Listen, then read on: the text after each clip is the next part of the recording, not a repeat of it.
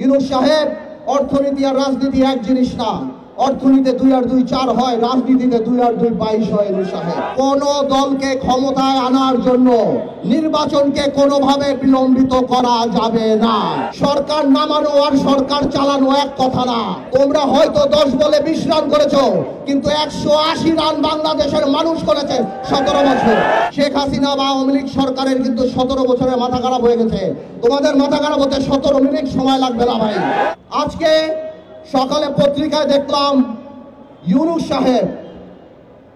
সাহেব আজকে সকালে বলেছেন যে আগামী ডিসেম্বর কিংবা জানুয়ারি নাগাদ বাংলাদেশের নির্বাচন অনুষ্ঠিত হবে। আমার তরফ থেকে, আপনাদের তরফ থেকে ইউনূস সাহেবকে একটি ধন্যবাদ। তবে কিছু কথা খোলাখুলি বলে দিতে চাই ইউনূস সাহেব, আপনাকে এবং আপনার সরকারকে। ইদানিংকালে আমরা দেখতে পাচ্ছি আপনার কিছু উপদেষ্টাদের কিছু কথাবার্তায় যে তারা আমাদের প্রতি এমন বিরূপ প্রতিক্রিয়া দেয়, এমন ভাবে কথা বলে, এমনকি মনে হয় যে এই আন্দোলন শুধুমাত্র তাদেরই আন্দোলন। আমার ভাইয়েরা, তোমরা আমার যে বয়সে ছোট, আমি তুমি করেই বলি, সরকার নামানো আর সরকার চালানো এক কথা না।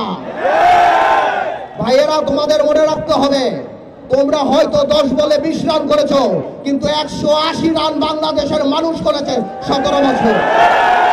তোমাদের এই অশ্রদ্ধা, তোমাদের এই কথা বলার ধরন দেখে আমাদের মনে হয় যে তোমাদের মধ্যে ইচ্ছা, আশা, আকাঙ্ক্ষা জেগেছে যে তোমরা নির্বাচনে করে এই সরকারে থাকবা। আমার কোনো অসুবিধা নাই, তোমরা দল করো, তোমরা নির্বাচন করো, কিন্তু কোন দলকে ক্ষমতায় আনার জন্য নির্বাচনকে কোনোভাবে বিলম্বিত করা যাবে না।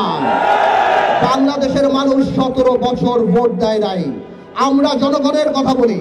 তোমরা যদি কোনোভাবেও এই সরকারকে প্রভাবিত করার চেষ্টা করো নির্বাচন বিলম্বিত করার জন্য, তাহলে মনে রাখতে হবে যে তোমরা সাধারণ মানুষের বিরুদ্ধে অবস্থান করছো।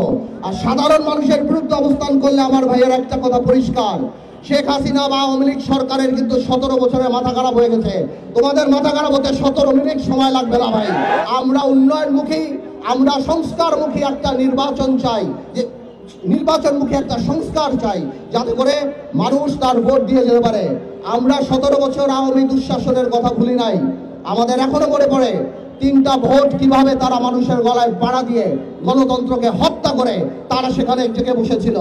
ভাইয়েরা আমার, আরেকটা কথা না বললেই না। এই সরকার যেহেতু আজকের বক্তব্যের পর দৃশ্যমান বা প্রতীয়মান যে এই সরকার হয়তো আরো 1 বছর থাকবে, সরকারকে আমরা অনুরোধ করব, আপনারা সাধারণ মানুষের কথা চিন্তা করেন। ইউনূস সাহেব, অর্থনীতি আর রাজনীতি এক জিনিস না।